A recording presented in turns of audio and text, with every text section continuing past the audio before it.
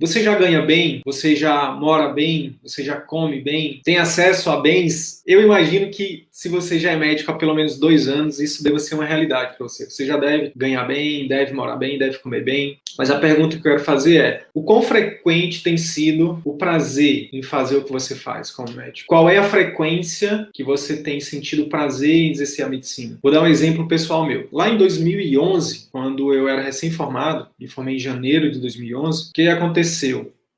Eu acho que o que acontece com a maioria, né, dos médicos. Eu fui trabalhar, fui dar plantão, fui trabalhar em plantões, trabalhei muito. Eu lembro que no início era maravilhoso, né, um prazer gigante que a gente tem de ajudar as pessoas, de ser médico, né, de ser uma ferramenta ali de transformação, de salvar vidas, de ajudar as pessoas e tudo mais. Esse sentimento, ele foi aos poucos sendo substituído por um sentimento de quanto mais tempo eu passava, atendendo muita gente, trabalhando muito, eu comecei a sentir, a não sentir mais tanta frequência esse prazer, né, essa satisfação de ser médico, né, de fazer, né, o ofício da medicina. Eu lembro que chegou o ponto, em questão de meses, de eu estar me sentindo sobrecarregado, de eu não estar sentindo prazer algum em fazer o que eu estava fazendo. Por quê? Porque a rotina era terrível.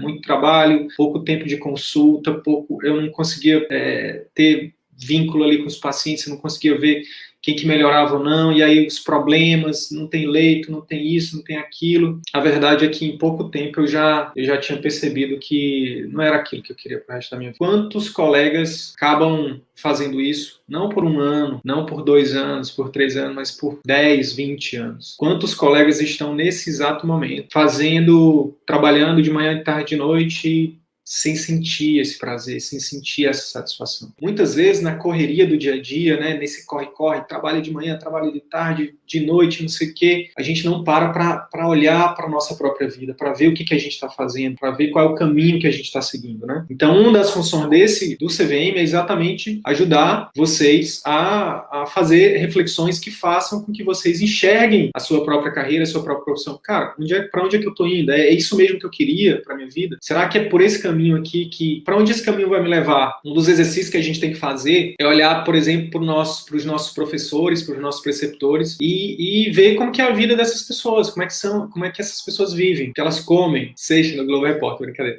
Então, assim, mas olhar as nossas referências, né? E eu lembro que uma época eu me apaixonei pela pesquisa, eu queria fazer pesquisa e tudo mais e revolucionar o mundo através da pesquisa. E aí eu fui olhar como que era a vida dos meus professores, com todo respeito, com toda gratidão, com todos os sentimentos bons que eu tenho por eles, mas eu olhei aquilo e falei, não é isso que eu quero para minha vida, não. Assim como alguns professores também, né, que olhavam e diziam, não quero isso para minha vida. Com todo respeito, com toda admiração, mas não é o que eu quero. Então, para analisar os teus preceptores, quem foi teu preceptor, quem está há 10 anos na tua frente, veja como é que é a vida dessa pessoa. A questão da pesquisa, eu lembro que, eu via que tinha pesquisadores lá que não tinha final de semana, que trabalhava de manhã, de tarde, de noite, de madrugada para entregar artigo, não sei o quê. E eu falava, não quero isso para minha vida, não. Com 60 anos, não. E eu honro essas pessoas, porque eu acho que elas fazem aquilo porque elas amam, assim, muitas pelo menos. Não é o que eu quero. Então, existem algumas armadilhas que a gente acaba caindo. E meu papel aqui mostrar para que se você já caiu, para que você saia, para que você que não caiu, para você não cair. Então, a primeira é o seguinte, quando a gente fala de viver de atendimento particular, fazer parte dos 15% de médicos que vivem de atendimento particular, o que acontece? Por que só 15% vive de particular? Por que 85% ainda está no ciclo vicioso, né? Muito trabalho, pouca satisfação, baixa remuneração, pouco retorno por hora? Porque, primeiramente, são alguns fatores. Primeiro, a formação, ninguém fala disso na formação. Pelo contrário, há dependendo de alguns locais aí, é até algo desaconselhável, né? Como assim particular, né? Aí tem a questão ideológica que entra e tal, não vou entrar nesse mérito, mas o fato é que na formação ninguém ensina. Isso aqui eu acho que todo mundo já sabe. Mas o outro fator, então, além da falta de preparo na formação, é o quê? Muita demanda de trabalho por volume. Então não falta emprego para dar plantão, para trabalhar em clínicas populares, para fazer esse emprego de trabalho onde você atende volume, que a gente chama de medicina industrial. É como se a gente ficasse lá só cara carimbo, cara carimbo, cara carimbo, cara carimbo. Isso é o que a gente chama aqui de forma com humor, obviamente, mas não deixando de ser verdade, de uma medicina industrial. E esse tipo de medicina industrial é uma questão de tempo para você não ter prazer com isso. Eu acho que cada um de nós passa por momentos difíceis, que a gente tem que, cada um sabe onde o calo aperta, e a gente muitas vezes tem que se submeter a trabalhar em locais assim. Eu acho que são locais que a gente deve passar lá o mínimo de tempo possível, se só por necessidade mesmo, até o momento de você conseguir sair e não submeter mais aquilo. E buscar exercer uma medicina mais artesanal. A medicina é arte. Medicina é arte, a arte da medicina. Como é que a gente vai tocar uma outra alma humana, um outro ser humano, né? Como é que a gente vai adentrar mais no texto, nas intimidades dessa pessoa?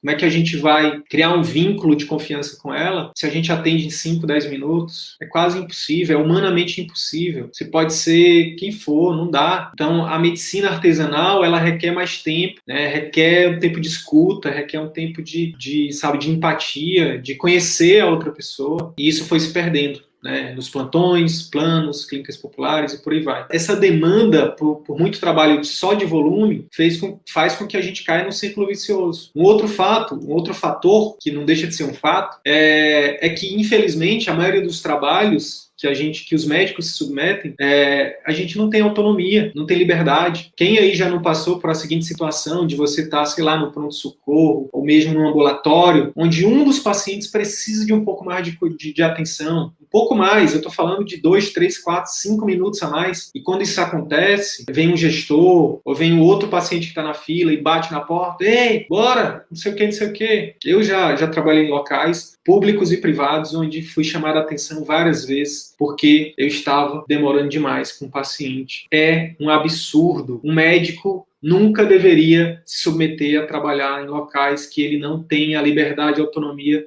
de poder dar o tempo necessário que cada paciente precisa. Eu sou extremamente grato a Deus, a minha família e a mim mesmo por não me submeter mais a isso. Por graças a Deus, ter me livrado desse tipo de coerção, abuso, de assédio. Isso é assédio moral ao médico. Nenhum médico deveria ser tolhido, ter o direito de atender o seu paciente da melhor forma possível. Nunca a gente deveria ter esse direito cerceado. Infelizmente, na maioria dos locais onde a gente se submete a trabalhar, né, a gente perde essa autonomia, perde essa liberdade. E isso é um absurdo. É uma grande armadilha, né, você se submeter a trabalhar nesses locais. Por quê? Porque você vai lá e você quer fazer da melhor forma, mas muitas vezes você não pode. Você não tem condições.